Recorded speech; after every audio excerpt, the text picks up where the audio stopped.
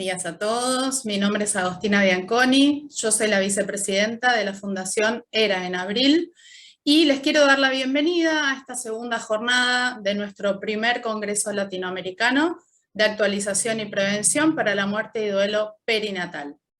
Ayer vivimos un comienzo maravilloso, muy emocionante, con expositores que nos compartieron sus investigaciones y experiencias sobre la atención al duelo, mostrándonos una parte de la solución. En el día de hoy estaremos desmitificando tabúes para romper el silencio que rodea a la muerte perinatal. Comenzamos la jornada con nuestra primera expositora, la presidenta de nuestro comité científico, la doctora Marta Cohen, médica patóloga de la Universidad de Sheffield. Es argentina, reside en Reino Unido y tengo el placer de presentárselas.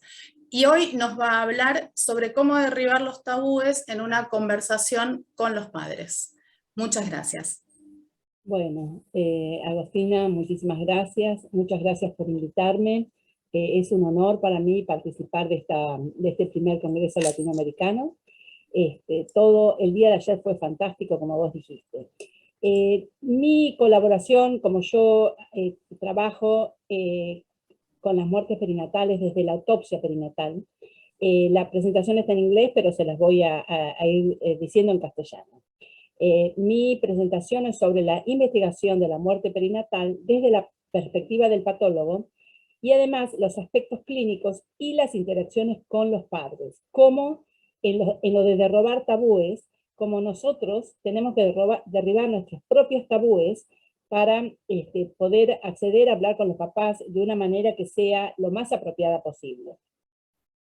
Bueno, los objetivos de esta presentación son los de entender el rol que cumple el patólogo perinatal en la investigación de la muerte perinatal, expandir el conocimiento de las opciones y de los beneficios que se ofrecen con los diferentes tipos de autopsia perinatal, y el tercer objetivo es cómo sobrepasar, cómo superar las barreras cuando nos comunicamos con papás en duelos sobre ofrecerles tener una autopsia.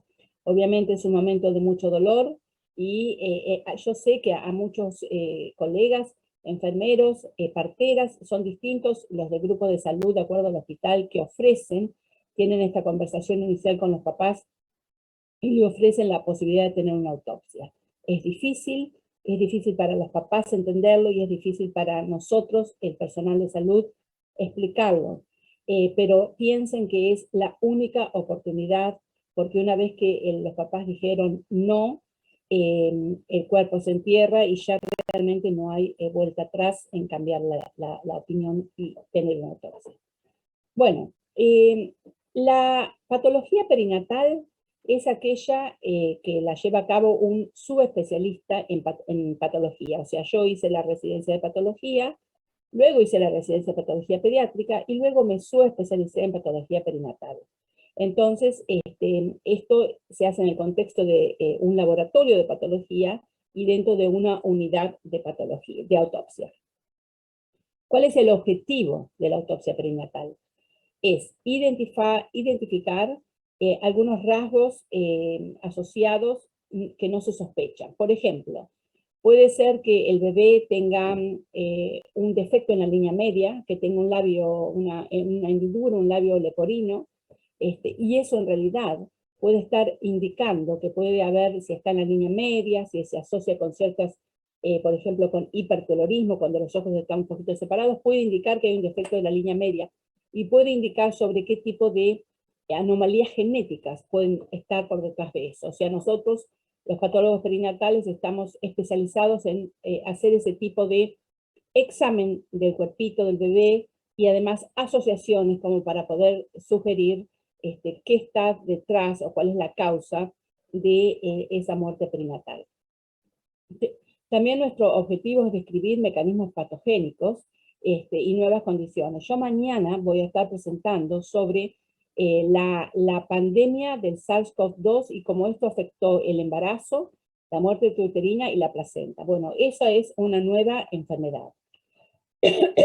También es nuestro rol juntar información para poder aconsejar a las familias con respecto a recurrir en los próximos embarazos. Por ejemplo, la mamá puede haber tenido en la placenta una infección, el bebé sufrió una muerte intrauterina, eso es poco probable que recurra.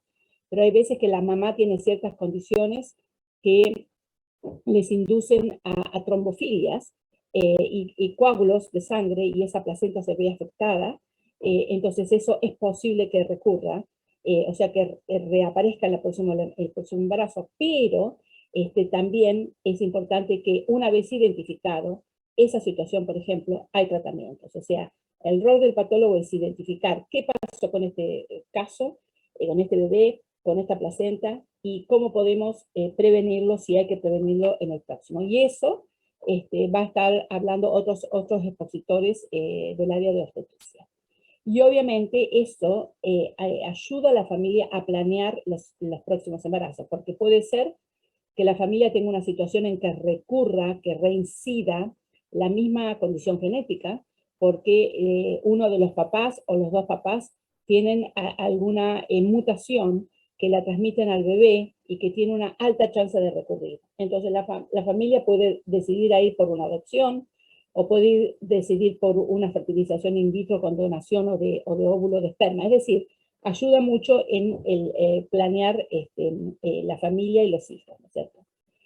Bueno, una vez que la familia dijo que quieren una autopsia perinatal de ese bebé que murió en el vientre materno durante el parto o inmediatamente después, durante la época neonatal temprana, ¿cuál es el objetivo? El objetivo es determinar la edad gestacional de ese bebé, el tiempo de la muerte, es decir, el bebé puede haber estado en el vientre materno y ha fallecido 2 días antes, horas antes, o más o menos. Y eso es lo que nosotros podemos ayudar a identificar.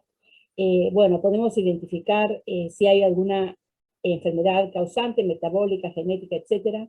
Obviamente también esto sirve para evaluar el curso del embarazo, para evaluar los cuidados de la atención obstétrica. Lamentablemente sabemos que hay casos de negligencia, entonces nosotros también podemos ayudar a clarificar si hubo alguna negligencia, si la atención fue la adecuada, y si la muerte podría haber sido evitada o no, por ejemplo. Obviamente también podemos evaluar los nuevos tratamientos de diagnóstico o procedimientos diagnósticos. Obviamente, esto nos sirve como para generar auditorías. Quiere decir que, por ejemplo, nosotros acabamos de publicar lo que les voy a presentar mañana, entonces juntamos todas las placentas de las mamás que habían tenido COVID y que dieron lugar a un parto prematuro, y vimos cuántos habían muerto intrauterino, cuántos habían salido prematuros, en cuántos estaban... Eso es una auditoría, porque tomamos entre septiembre, por ejemplo, y diciembre del 2021, y buscamos todos los casos y vimos qué nos mostraba. Bueno, la autopsia perinatal en el mundo ha disminuido significativamente durante las últimas décadas. Del 58% de los bebés que iban a autopsia en el 93 al 45% en el 2014, y ahora aún mucho más.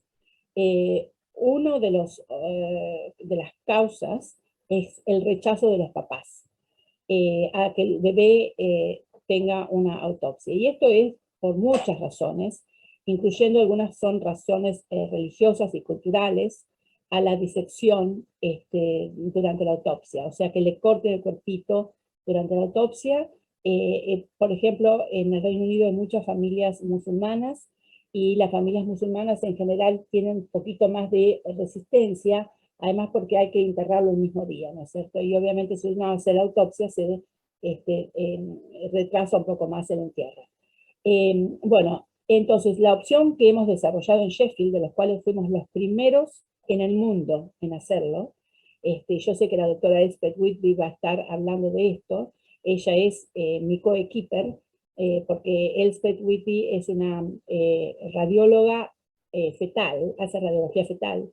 Entonces con ella es la que lo diseñamos con ella, y bueno, ahora espero que se haga en otras partes del mundo, pero nosotros fuimos los primeros en comenzar el año 2014. La autopsia convencional todavía permanece como el mejor estándar, ¿no? Para determinar la causa de la muerte y para establecer cuál es la lista de los hallazgos patológicos. Muchas veces en una autopsia perinatal no podemos decir de qué falleció ese bebé, pero sí decimos, la placenta era pequeña, la placenta tenía una condición que se llama, por ejemplo, infartos, hay signos de preeclampsia, el bebé tenía retraso de crecimiento de la gestacional. Entonces, con todo eso, ya el obstetra sabe que para informarle a la mamá de qué es lo más probable que pasó, que la mamá tenía una cuestión vascular en esa placenta y que tiene riesgo de recurrir y que vamos a hacer tal cosa para el próximo embarazo. Entonces todo eso es importante. Bueno, y lo que necesitamos también es esto, es entender las barreras y los beneficios para aquellos que brindamos el cuidado perinatal. Es decir, el personal de salud, los counselors, etcétera, que están en contacto con estos papás que han perdido un bebé, tenemos que entender cuáles son estas barreras y qué beneficio logramos cuando podemos derribar las barreras. Bueno, el segundo objetivo de esta charla es expandir el conocimiento de las opciones y de los beneficios que se ofrecen con los diferentes tipos de autopsia perinatal. En este país, obviamente, se necesita el consentimiento de la familia. No se hace ninguna autopsia si la mamá, o la mamá y el papá, pero la mamá siempre da su consentimiento. Y ese consentimiento se llama informado, porque hay que explicarle de qué se trata y qué involucra antes de que ella firme. Bueno, se hace primero una radiología completa del esqueleto, que en este caso es esta, que está informada por un radiólogo pediatra de mi hospital. Se hace un examen detallado externo del bebé, se lo mide, se lo compara con lo que es esperado para la edad gestacional, se hace un examen interno, se buscan malformaciones, etc. Obviamente el examen de la placenta a nosotros nos ha dado el resultado de que cuando se pierde el embarazo y no hay una causa conocida y el bebé viene para autopsia, en el 70% de los casos encontramos que la relación entre la placenta y ese bebé y los hallazgos de la placenta son lo fundamental. Obviamente tomamos muestras de todos los tejidos y de la placenta, y además hacemos métodos auxiliares, hacemos microbiología, porque ese bebé puede haber tenido en la placenta una infección, hacemos análisis genéticos, hacemos análisis metabólicos. Si el bebé nació vivo y murió enseguida, al día o dos le hacemos siempre análisis metabólico. También podemos hacer microscopía electrónica, es decir, el escenario es muy vasto. Obviamente histología, y el informe final tiene todos los detalles de todo lo que le hemos hecho y además nuestra interpretación. Idealmente, además, esto se discute con el clínico en ateneos de patología fetal, ¿no es cierto? Hay otra autopsia que yo les conté, que es la autopsia por resonancia magnética. Este es un procedimiento que le llamamos autopsia mínimamente invasiva, porque también necesitamos el consentimiento de los papás. Se le hace radiología, pero además se le hace resonancia magnética. En el servicio de radiología de mi hospital, en donde van los pacientes del hospital que van a hacerse sus análisis, su radiología, y además también le hacen los análisis a los bebés de la morgue. El patólogo va a hacer el examen externo, va a tomar fotos, va a tomar los pesos, las medidas, hacemos el examen de la placenta. Si los papás aceptan, le hacemos citogenética, o sea que le hacemos una biopsia de la piel del bebé para hacer el análisis genético. También podemos guardar a un freezer de -80 como para el futuro, porque a lo mejor hoy no hay una respuesta, pero en 10 años va a haber una respuesta, y si los papás consintieron, eso va a estar guardado por siempre a -80. Y bueno, luego sale el informe final cuando ya tenemos toda esta información. Esta es una resonancia magnética, no sé si hay algún médico aquí, pero esto es un cerebro que en vez de tener dos hemisferios, está unido, ¿no? Porque es una holoprosencefalia, se llama, y esta es la histología de ese cerebro. Perdón, esa es la macroscopía, y esta es la histología donde se ve que está unido los dos hemisferios y está es un solo ventrículo y unido los ganglios basales. Bueno, nosotros este trabajo lo publicamos en el año 2008, donde estábamos todavía haciendo investigación sobre la autopsia mínimamente invasiva, que puede ser no invasiva, pero si los papás aceptan, le hacemos una biopsia parasitogenética, en donde vimos, lo comparamos con la autopsia perinatal, con la autopsia tradicional. Fíjense, ¿cuál fue el elemento de la autopsia que nos dio el mejor resultado? En el 21% de los casos fue la resonancia. En el 3% de los casos fueron los rayos, la radiología, la placa radiológica. En el 7% los cultivos, porque obviamente era un bebé que tenía una coliomyelitis en la placenta. En el 13% la genética, un nene que tenía un síndrome. En el 24% la autopsia perinatal, y tuvimos completo acuerdo entre la resonancia y la autopsia perinatal tradicional en el 32% de los casos. Bueno, este estudio de 2013, también de Londres, fue hecho del Great Ormond Street, y ellos compararon 400 autopsias mínimamente invasivas, y fíjense, en los fetos, en los bebés que tienen menos de 24 semanas de gestación, en 101 de 185 no se hubiera necesitado autopsia, porque la resonancia dio el resultado.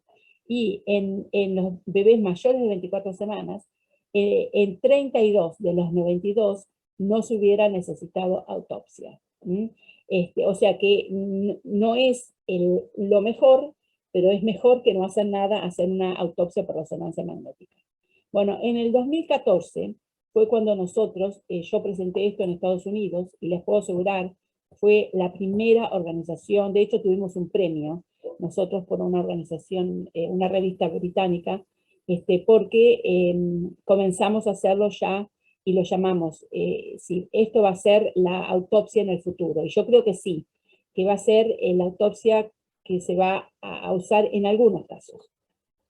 Bueno, entonces aquí nosotros presentamos nuestra experiencia, y fíjense cuál había sido el elemento diagnóstico de más importancia, la resonancia, la placenta, pero cuando tenemos la placenta es de más ayuda, y tenemos la resonancia y la placenta, entre los dos tenemos muchísimo. Nosotros en este momento pienso que un cuarto de nuestras autopsias son por resonancia magnética. Fíjense, resonancia y placenta en muchos. Bueno, y teníamos en algún caso un examen limitado porque tenía un tumor congénito este bebé que tenía un neuroblastoma, y nos dejaron biopsiar el tumor, es decir, que aceptaron los papás para hacer una autopsia mínimamente invasiva. Bueno, entonces nosotros ahí evaluamos si podíamos hacer el escaneo, o sea, hacerle la resonancia, el examen de autopsia dentro de las 24 horas, sí. El informe tarda 6 semanas, nuestro informe de autopsia. En todos los casos identificamos situaciones que tenían implicaciones, ¿no es cierto? En la placenta, el examen placentario fue vital para completar el procedimiento. Tener buena colaboración y comunicación es esencial, y lo importante es que la autopsia tradicional aún sigue siendo el mejor elemento, pero la autopsia mínimamente invasiva es una muy buena alternativa para aquellas familias que no consienten o que no quieren aceptar la autopsia tradicional. Además, las imágenes de resonancia se guardan para siempre, y es un récord, un registro permanente que está disponible para ser revisado. Nosotros pensamos, y esto lo pensamos en el 2014 y ya lo estamos comprobando, que iba a aumentar la demanda y que muchos departamentos de patología van a estar equipados con esta tecnología. Un factor limitante va a ser tener el expertise para informar esta autopsia. Perdón que voy a tomar agua.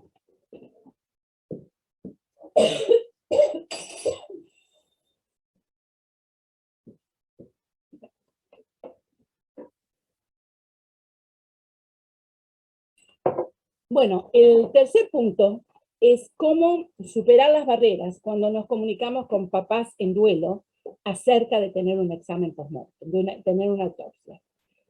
Bueno, los padres tienen el derecho de que se les ofrezca la autopsia. Yo sé que en Argentina esto no es un hecho,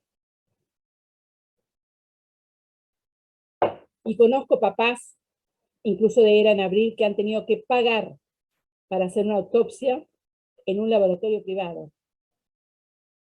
Entonces los papás tienen el derecho de que se les ofrezca una autopsia y que preferentemente esta sea realizada por un patólogo especialista. Hay que tener una muy buena comunicación. La persona que está ofreciéndoles la autopsia a los papás tienen que entender de qué se trata la autopsia, qué es una autopsia tradicional, qué alternativas hay. En el Reino Unido requerimos que hayan asistido a una autopsia, que hayan presenciado una autopsia para saber qué incluye. Entonces, todos los beneficios de la autopsia y las situaciones, como por ejemplo, que es una autopsia tradicional, hay que cortarlo y examinarlo por adentro, eso se le debe decir a los papás. Por supuesto, es un momento único, donde hay un gran rango de emociones,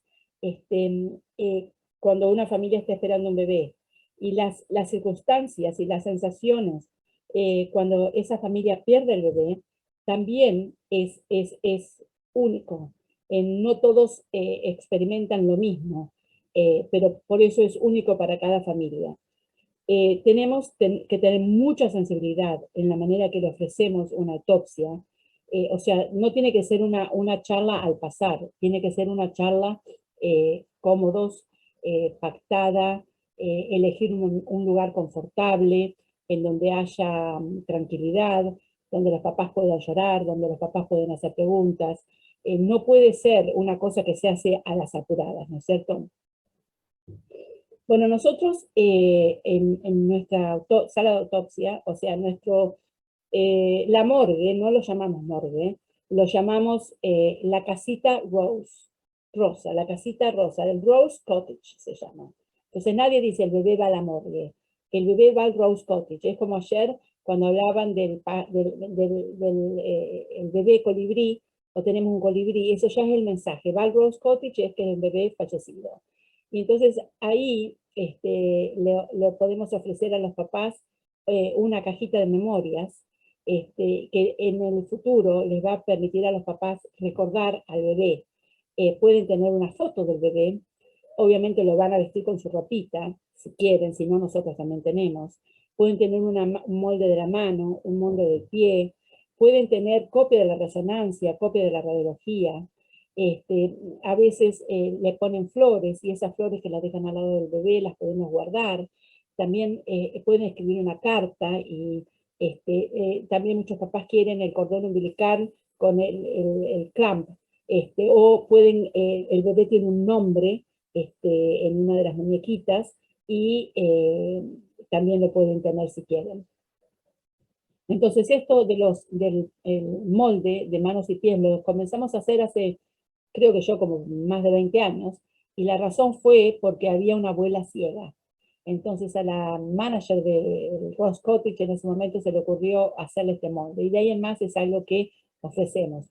También pueden tener un mechón de cabello del bebé, pueden, muchas veces quieren un servicio de una bendición, y tenemos, de cualquier religión podemos contactar. Y bueno, y tenemos, una vez al año hacemos un servicio en donde se recuerdan a todos los bebés fallecidos y se invitan a todos los papás a asistir. Bueno, este es la morgue, esto es donde los papás pueden venir a visitar al bebé, se sientan, pueden ver al bebé a través de esta ventanita, el bebé está aquí adentro, o pueden entrar a visitar al bebé, y si es un bebé recién nacido, se lo pone en esta cunita, o si es un fetito, se lo pone en esta cunita. Si es un chico más grande, se saca la cuna y se pone una cama más grande.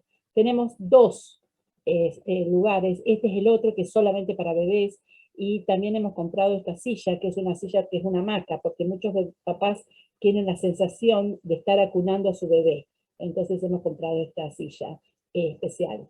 Y esto es un jardincito de invierno, y acá es donde yo frecuentemente charlo con los papás. A mí, yo prefiero no charlar con los papás sobre la autopsia cuando he hecho la autopsia para decirles qué encontré, con el bebé en brazos, porque están ellos muy tristes, muy conmocionados. Prefiero en general charlar con los papás en este lugar, y yo ahí me doy cuenta que siempre hablan del bebé en presente. Es común que todavía no se dieron cuenta, no asimilaron que el bebé ya no está. Obviamente hay algunas situaciones que influyen en la decisión de los papás. Puede ser la confianza que los padres le tienen al profesional que le está planteando la autopsia, el hecho de que sea abierto, de que sea transparente. Como yo les decía, elegir un buen tiempo para la discusión, para la charla, no hacerlo al pasar. El lugar, que sea un lugar confortable donde esto toma lugar. Y obviamente le tenemos que a las opciones. A lo mejor vamos por la autopsia completa y no quieren, entonces le podemos ofrecer una autopsia por resonancia. Si no quieren eso tampoco, le podemos ofrecer análisis genético y placentario. Bueno, y es muy importante que si dan consentimiento para que el tejido que se recupere de la autopsia pueda ser guardado para futuras investigaciones, porque ser utilizado en investigaciones, si no investigamos, no aprendemos y no podemos ayudar a otros papás. Pero siempre, siempre escuchen a los papás. Es muy importante escuchar las preguntas, las perspectivas de los padres y entender cuáles son sus preocupaciones religiosas y culturales. El hecho de tomar consentimiento debe ser hecho por el staff, el personal, por ejemplo, un médico de planta, no por un residente, ¿no es cierto? De un estudio reciente de 477 mujeres que completaron una encuesta, el 95% que habían consentido para la autopsia, la mitad antes del nacimiento y la mitad por un médico de planta. El 58% estuvieron de acuerdo en hacer la autopsia, y la mayoría de las mujeres tenían información escrita. Nosotros acá les damos un librito que explica qué es la autopsia en un lenguaje muy simple y con diagramas, la mayoría de estas mujeres que accedieron se sintieron que habían sido suficientemente informadas y que habían consentido entonces a una autopsia completa. Sin embargo, las mujeres de raza negra, obviamente esto es un estudio de Estados Unidos, fueron significativamente menos posibles o probables que hubieran sido planteada la autopsia, que se les hubiera preguntado para hacer la autopsia. Las mujeres, las mamás adolescentes o las que eran mayores de 35 años, se sintieron que estaban menos informados con respecto a la autopsia. Mujeres que eran de situaciones más pobres, menos educadas, que eran mamás solteras, también fue más probable que accedieran a tener una autopsia completa, y aquellas que eran mujeres de raza negra o menos educadas, menos probable que recibieran los resultados en una reunión, en una consulta con el médico de planta. Es decir, que fíjense lo de la inequidad. Está siempre presente y hay que tenerlo en cuenta. También hay barreras para los profesionales de la salud de pedir una autopsia. Por ejemplo, algunos médicos o médicas, personal de salud que no se siente que tiene una buena comunicación con los papás, o que están muy ocupados, que les causa mucho estrés emocional, o también que hay una prensa negativa alrededor, ¿no es cierto?, en las noticias acerca de escándalos que han pasado, por ejemplo, con la retención de órganos en el Reino Unido, o los mismos médicos o personal de salud pueden tener ellos mismos barreras religiosas o culturales, y por supuesto esto es importantísimo, el entrenamiento del profesional de salud antes de tomar consentimiento. Los tabús de los papás, por ejemplo, los papás, y esto está entre comillas porque son frases que han dicho los papás: el bebé ha sufrido suficiente, no va a ayudar, va a afectar la apariencia del bebé, no tuve buenas explicaciones de los beneficios de la autopsia, y no me preguntaron si tenía opciones, por ejemplo, resonancia magnética o una autopsia limitada, que puede ser limitada a un órgano, por ejemplo, ¿no? Si el médico piensa que hay una cardiopatía congénita, puede decir, bueno, vamos a hacer la autopsia solamente del tórax, no del abdomen y la cabeza también. Bueno, obviamente es muy importante la educación de las parteras, de los obstetras, el conocimiento de las opciones de autopsia, que los papás reciban counseling, ¿no es cierto? Y de acuerdo a lo que ellos necesiten. Como ya les dije, tienen que, idealmente, quien toma consentimiento, haber asistido a un examen de autopsia. Las parteras son las que toman el mejor consentimiento, porque son las que tienen el mejor contacto con las mamás, o los papás, ¿no? Las familias, digamos. Esto que pasa con Era el Abril, que los papás en duelo están tratando de mejorar las cuestiones, va a aumentar sin duda la capacidad nuestra, de los profesionales, para entender las percepciones de los padres en el proceso de counseling. Bueno, es muy, muy, muy importante que una vez que la autopsia está concluida y el obstetra tiene los resultados, que estos sean convenidos al papá, que los papás reciban la información de qué fue lo que pasó. Y si hay una cuestión genética, obviamente el servicio de genética deben ser derivados al servicio de genética clínica, ¿no es cierto? O sea, para finalizar es el cuidado, la atención o la falta de esto que los padres reciben alrededor del momento de la muerte, o durante la etapa de la muerte perinatal, tiene un gran impacto en cómo ellos van a poder superar esta situación en el futuro. La autopsia perinatal siempre debe ser ofrecida, y esto debe ser adecuado a la cultura y a la religión de los papás. Las barreras siempre deben ser superadas con sensibilidad, con profesionalismo y bien transparentes y honestos. Los padres deben recibir experiencia, empatía, compasión, devoción hacia lo que hacemos. Hay que consolarlos, tenemos que estar presentes, tenemos que normalizar lo que es normal, y además tenemos que apoyarlos y ser proactivos en ofrecerles ayuda a los papás. ¿Qué podemos hacer nosotros, los profesionales? Podemos expresarle que lamentamos que el bebé haya fallecido, podemos responder sus preguntas, y que les podemos dar tiempo para discutir lo que pasó, ¿no es cierto? Ellos, los papás, necesitan tiempo. Le debemos utilizar un lenguaje apropiado, y si no sabemos la respuesta, tenemos que decir, no sé esa respuesta. Bueno, muchas gracias.